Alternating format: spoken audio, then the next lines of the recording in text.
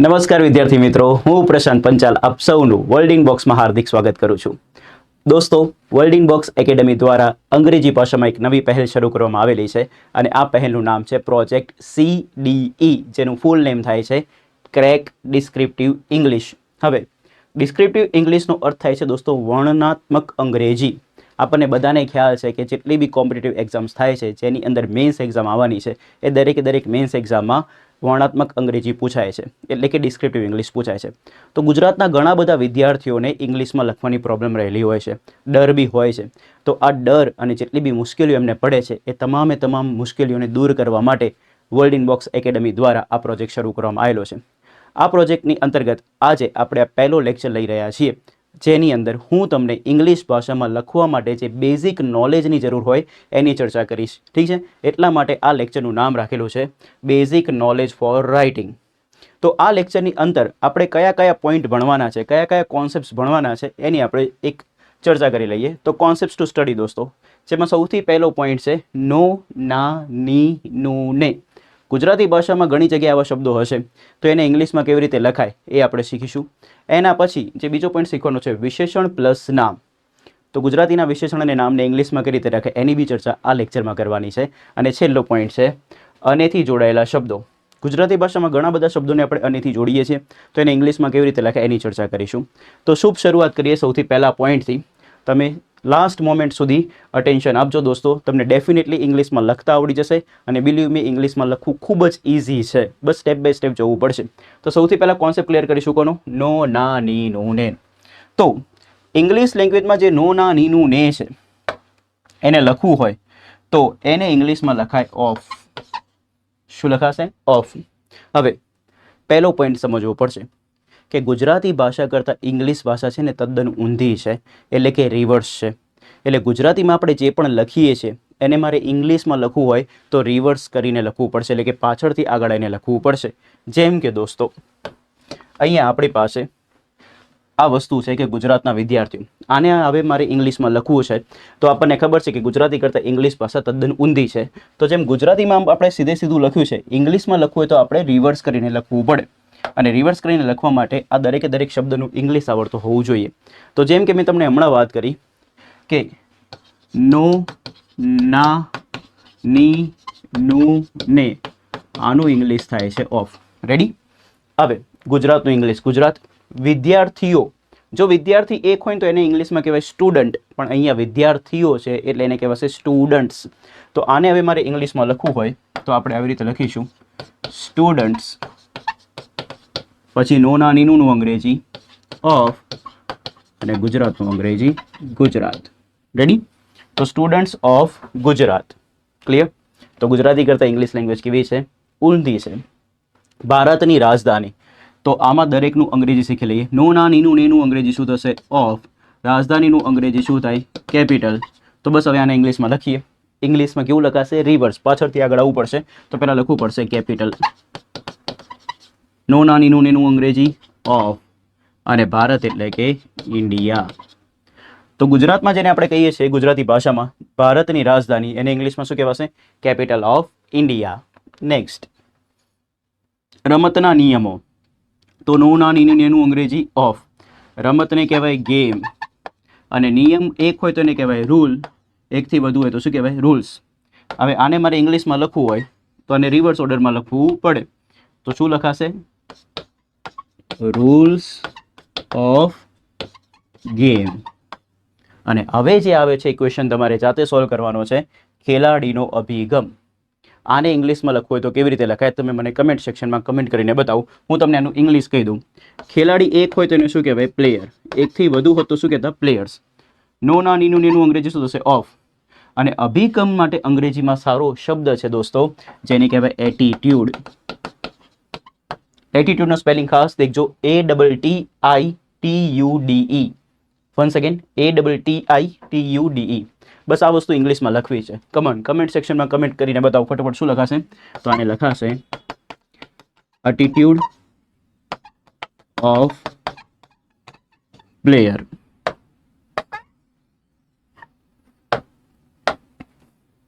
Next, વિવાનનું રમકડું. તો વિવાન એક વ્યક્તિનું નામ છે, તો વિવાન જ રહેશે. નો ના નીનું નેનું અંગ્રેજી શું થશે? ઓફ. અને રમકડાને કહેવાય દોસ્તો ટોય. ચલો આને બી તમારે બનાવવાનું છે. Come on. તો શું બનશે? સીધું બનશે કે રિવર્સ બનાવવું પડશે? તો શું બનશે? Toy of Vivaan. રેડી છે? ઓકે. આ વસ્તુને એપોસ્ટ્રોફી એસ થી બી લખી શકાય છે, મને ખ્યાલ છે, પરંતુ અત્યારે આપણે એ પોઈન્ટની ચર્ચા કરવાની નથી. અત્યારે મારે તમને એવું સમજાવવું છે કે જ્યારે ગુજરાતી ભાષામાં આ બાજુ એક નામ હોય, નો ના નીનું ને વચ્ચે આવે, અને બીજી બાજુ બી નામ હોય, તો એને ઇંગ્લિશમાં લખવું હોય તો સીધું લખાય કે ઊંધું લખ્યા? તો હંમેશા યાદ રાખીશું ઊંધું લખાય. અને એ કેસમાં નો ના નીનું ને આ બધાનું અંગ્રેજી શું થશે? ઓફ થશે. તો આ પહેલો કોન્સેપ્ટ આપણે ક્લિયર કર્યો ઓફિસર્સ. હવે આપણે બીજા કોન્સેપ્ટ તરફ આગળ વધવાનું છે. બીજો કોન્સેપ્ટ શીખવાનો છે અને સમજવાનો છે, એ છે કોન્સેપ્ટ વિશેષણ પ્લસ નામનો. રેડી?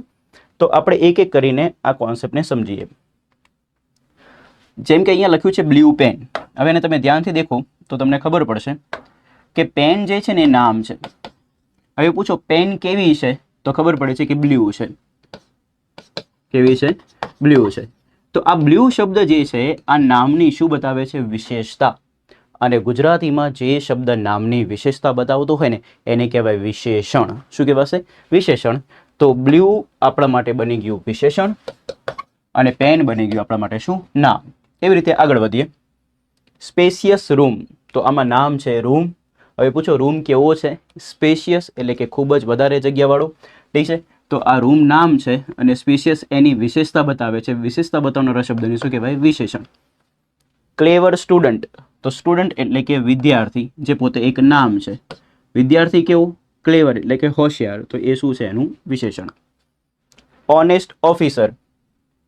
તો ઓફિસર એટલે કે અધિકારી, આ એક નામ છે. ઓફિસર કેવું? તો ઓનેસ્ટ એટલે કે પ્રમાણિક. તો આ એનું શું છે? વિશેષણ.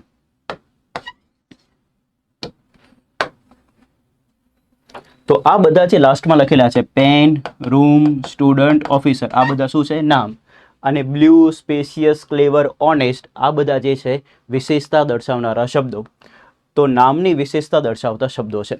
અને જે શબ્દ નામની વિશેષતા દર્શાવે ને દોસ્તો, એને ગુજરાતી ભાષામાં કહેવાય વિશેષણ. શું કહેવાશે? વિશેષણ. હવે મેઇન પોઈન્ટ ઉપર આપણે આવીએ છીએ, ધ્યાનથી દેખજો. આ પહેલું જે લખ્યું ને એ બધા કોણ હતા? વિશેષણ. એની પછી લખ્યા એ શું છે? નામ. તો આના પરથી મૂળ સાર એ ખબર પડે કે ગુજરાતી ભાષામાં જ્યારે આપણે વિશેષણ અને નામની ચર્ચા કરીશું, એને ઇંગ્લિશમાં લખવું હોય તો ભલે ગુજરાતી કરતાં ઇંગ્લિશ ભાષા રિવર્સ બનતી હોય, પરંતુ ગુજરાતીનું જે વિશેષણ અને નામ છે ને એ ઇંગ્લિશમાં સીધું લખવામાં આવશે. આ પોઈન્ટ સમજવાનો છે. ગુજરાતી ભાષામાં રહેલું જે વિશેષણ અને નામ છે એ ગુજરાતીની જેમ જ ઇંગ્લિશ ભાષામાં સીધું લખવામાં આવશે. તો એનો મૂળ સાર છે. તો પ્લીઝ તમે સ્ક્રીન પરથી એક વખત સમજો. વિશેષણ પ્લસ નામ જે ગુજરાતી ભાષામાં લખેલું હોય, ઇંગ્લિશમાં સીધું જ લખાય, ભલે ગુજરાતી કરતાં ઇંગ્લિશ ભાષા ઊંધી હોય. તો એક આ પોઈન્ટ ખાસ યાદ રાખવાનો છે. ડન. હવે આપણે આની પ્રેક્ટિસ કરીએ. પ્રેક્ટિસ કરતાં પહેલાં આને આપણે શોર્ટમાં છે ને એક ટેકનિક બનાવીને યાદ રાખીશું. વિશેષણનું ઉઠાઈશું વી, નામનું ઉઠાઈશું ના, અને શોર્ટમાં બોલીશું વીના. તો આજ પછી હું જેટલા બી લેક્ચરમાં વીના બોલું તો તમને ખબર પડી જોઈએ કે વીના એટલે કોઈ છોકરી નહીં દોસ્તો. વીના એટલે વિશેષણ પ્લસ નામ. તો ગુજરાતીની વીના ઇંગ્લિશમાં કેવી લખાય? તો સીધી. Come on once again. ગુજરાતીની વીના ઇંગ્લિશમાં કેવી રીતે લખાય? સીધી. પાછા અલગ અલગ વિચારો લાવતા નહીં. ચલો નેક્સ્ટ. હવે આની પ્રેક્ટિસ કરીશું. તો ધ્યાન આપજો. બહાદુર સૈનિક. તો આમાં નામ કોણ છે? તો ઓબ્વિયસ વાળી વાત છે, નામ છે સૈનિક. સૈનિક કેવું? બહાદુર. તો આ એનું શું છે? વિશેષણ. અને ગુજરાતીની વીના ઇંગ્લિશમાં કેવી? સીધી. તો બસ આને સીધું લખવું પડશે. તો બહાદુરને ઇંગ્લિશમાં કહેવાય બ્રેવ અને સૈનિકને કહેવાય સોલ્જર. તો બહાદુર સૈનિક જો ઇંગ્લિશમાં આપણે લખવું હોય તો એના માટે શબ્દ બનશે બ્રેવ સોલ્જર. રેડી? ઓકે. તો આને રિવર્સ કેમ ના કર્યું? કારણ કે રૂલ શું છે કે ગુજરાતીની વીના ઇંગ્લિશમાં કેવી રહે?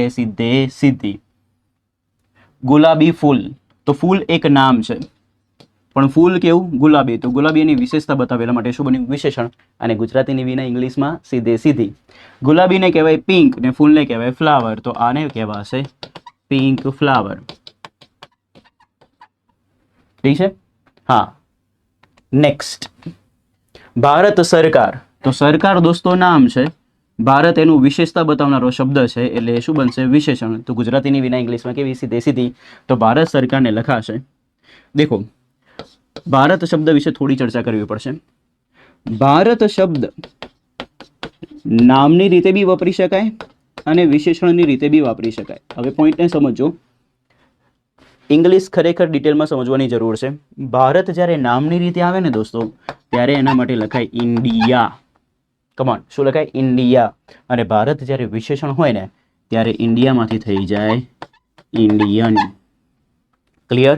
તો ભારત સરકારમાં ભારત શું છે? વિશેષણ છે. તો મારે ઇન્ડિયા ગવર્મેન્ટ ના લખાય. શું લખવું પડે? ઇન્ડિયન.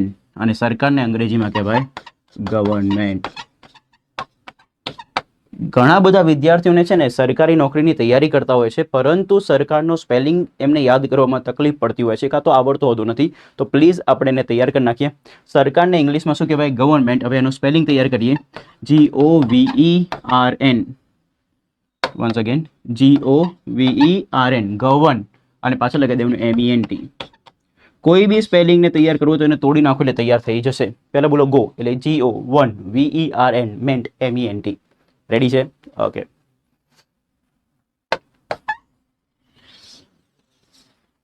તો ભારત નામ હોય તો ઇન્ડિયા લખીશું ને ભારત વિશેષણ હોય તો શું લખાશે? ઇન્ડિયન. સરકારી નોકરી. તો નોકરી એક નામ છે. નોકરી કેવી? સરકારી. તો એનું શું છે? વિશેષણ. સરકાર નામ હોય તો બી ગવર્મેન્ટ, ને સરકારી વિશેષણ હોય તો બી શું લખાય? ગવર્મેન્ટ. તો અને નોકરીને શું કહેવાય? જોબ. તો આના માટે શબ્દ બનશે ગવર્મેન્ટ જોબ. શું બને? Government job. તો સમજવાનું શું હતું? ગુજરાતીનું જે વિશેષણ અને નામ છે એ જેમ સીધે સીધું લખાય છે, ઇંગ્લિશમાં પણ સીધે સીધું લખાય છે. તો એક આ પોઈન્ટ સમજવાનો હતો. હવે આપણે જે કોન્સેપ્ટ ક્લિયર કરીશું એ કોનો કોન્સેપ્ટ ક્લિયર કરીશું? અનેનો. અત્યાર સુધી આપણે બે કોન્સેપ્ટ ક્લિયર કરેલા છે. પહેલો કોન્સેપ્ટ હતો નો, ના, ની, નું, ને. તો આને ઇંગ્લિશમાં શું કહેવાય? ઓફ. અને જ્યારે બી નો, ના, ની, નું, નેથી કનેક્ટેડ શબ્દ આવે ત્યારે એક ઇંગ્લિશમાં ગુજરાતી કરતાં કેવું લખાશે? ઊંધું. એના પછી ચર્ચા કરી વિશેષણ અને નામની. તો ગુજરાતીની વિના ઇંગ્લિશમાં કેવી રહે? સીધે સીધી. એટલે ઇંગ્લિશમાં સીધે સીધું લખવાનું. હવે કોન્સેપ્ટ શીખવાનો છે કોનું? અનેવાળું.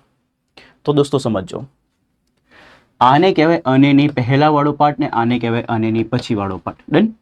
તો રૂલ એવો છે ઇંગ્લિશમાં કે ગુજરાતીમાં જ્યારે અનેથી જોડેલા શબ્દોને તમારે ઇંગ્લિશમાં લખવા હોય તો ગુજરાતીમાં જે રીતે સીધે સીધા લખેલા છે ને એ જ રીતે ઇંગ્લિશમાં પણ સીધે સીધા આવશે.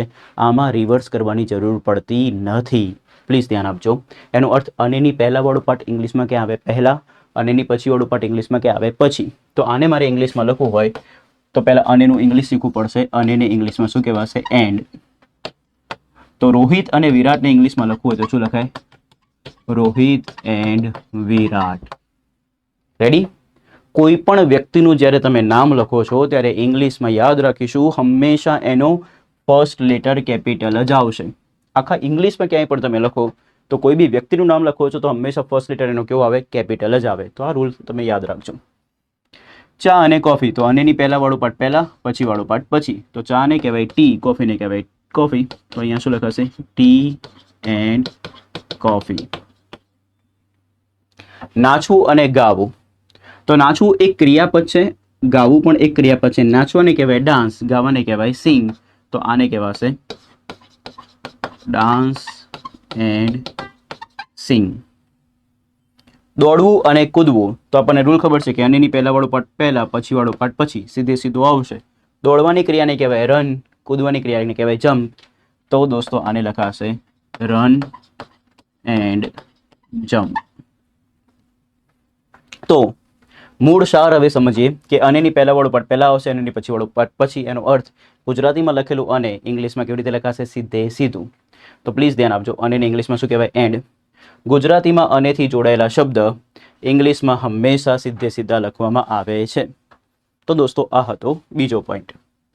હવે આની આપણે પ્રેક્ટિસ કરી નાખીએ. ગ્રામીણ અને શહેરી વિકાસ. દેખજો, હવે મેં આ પોઈન્ટમાં શું કર્યું છે? મેં વિશેષણ અને નામ બી આપેલું છે અને અનેથી જોડીને બી આપેલું છે. તો બંને કોન્સેપ્ટને ભેગા કરીએ. નામ કોણ છે? વિકાસ. હવે વિકાસ કેવું? તો ગ્રામીણ અને શહેરી. એને શેનાથી જોડીને આપ્યું? અનેથી.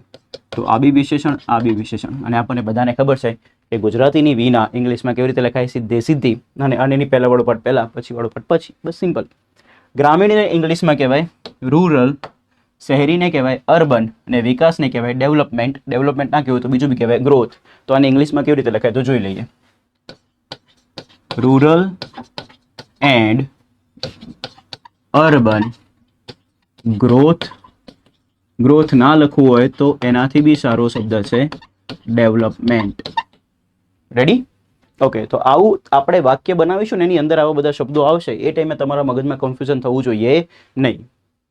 સ્વચ્છ અને હરિયાળું ગામ. તો ગામ એક નામ છે, પણ ગામ કેવું? તો સ્વચ્છ અને હરિયાળું. તો આ શું છે? એનું વિશેષણ. આ શું છે? વિશેષણ. શેનાથી જોડાયું? અનેથી. તો અનેની પહેલા વાળો પાર્ટ પહેલા, પછી વાળો પાર્ટ પછી. આખે આખું કેવું લખાશે? સીધે સીધું. સ્વચ્છને કહેવાય ક્લીન, અનેને કહેવાય એન્ડ, હરિયાળાને કહેવાય ગ્રીન, અને ગામને કહેવાય વિલેજ. તો શું બનશે? સ્વચ્છ અને હરિયાળું ગામ એટલે ક્લીન એન્ડ ગ્રીન વિલેજ. આ તમારે બનાવવાનું છે. હું તમને વોકેબ કહી દઈશ, એટલે કે શબ્દ કયો વપરાશે ઇંગ્લિશમાં એ કહી દઈશ. તો પહેલાં તો રહેઠાણ. રહેઠાણ એક શું છે? નામ. રહેઠાણ કેવું? તો સલામત અને સસ્તું. એટલે કે આ એનું વિશેષણ, આ એનું વિશેષણ. શેનાથી જોડાયું? અનેથી. રૂલ તમને ખબર જ છે. અનેની પહેલા વાળો પાર્ટ પહેલા, પછી વાળો પાર્ટ પછી, ને વિના એટલે સીધે સીધું લખાશે. તો આ બધાનું ઇંગ્લિશ હું તમને કહી દઉં. સલામતને ઇંગ્લિશમાં કહેવાય સેફ. સસ્તી જે વસ્તુ હોય એના માટે એક સ્પેશિયલ શબ્દ છે જેને કહેવાય અફોર્ડેબલ. શું કહેવાય? અફોર્ડેબલ. અને રહેઠાણને કહેવાય દોસ્તો હાઉસ. શું કહેવાશે? હાઉસ. અને એને કહેવાશે એન્ડ. તો આને શું બોલાશે? Safe and affordable house. Ready? સસ્તા માટે તમે ચીપ શબ્દ બી યુઝ કરી શકો છો, બટ બેટર વર્ડ કયો છે? અફોર્ડેબલ છે. ઠીક છે? રહેઠાણની સાથે જ્યારે સસ્તું હોય ત્યારે એને અફોર્ડેબલ કહી શકાય. ઝડપી અને વિશ્વસનીય ઇન્ટરનેટ. તો નામ કોણ છે? ઇન્ટરનેટ. હવે ઇન્ટરનેટ કેવું? તો ઝડપી અને વિશ્વસનીય. તો આ એનું શું છે? વિશેષણ. હવે ગુજરાતીની વિના ઇંગ્લિશમાં કેવી લખાય? સીધે સીધી. તો એટલા માટે બનશે કેવી રીતે? તો ઝડપીને ઇંગ્લિશમાં કહેવાય ફાસ્ટ. વિશ્વસનીય જે શબ્દ છે એ વિશ્વાસ પરથી બને છે. વિશ્વાસને ઇંગ્લિશમાં કહેવાય દોસ્તો ટ્રસ્ટ. હું અહીંયા લખું છું વિશ્વાસ એટલે શું? ટ્રસ્ટ. વિશ્વાસ કરવાની ક્રિયાને કહેવાય ટ્રસ્ટ કરવો. હવે એમાંથી એક શબ્દ બનાવીએ વિશ્વસનીય, તો એનું વિશેષણ બનશે ટ્રસ્ટેડ. શું બને? ટ્રસ્ટેડ. ડન. તો ઝડપી અને વિશ્વસનીય ઇન્ટરનેટને કહેવાય fast and trusted internet. Clear? Next, કુશલ અને શિક્ષિત કાર્યબળ. આ પોઈન્ટ તમારે જાતે લખવાનો છે. તમે મને કમેન્ટ સેક્શનમાં કમેન્ટ કરીને બતાવજો. કોઈને વોકેબ ના ફાવતું હોય તો હું તમને વોકેબ શીખવાડી દઉં.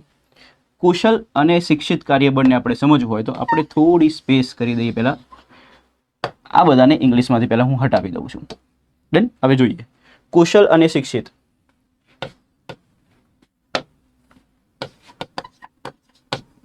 કુશળતાને દોસ્તો કહેવાય સ્કિલ.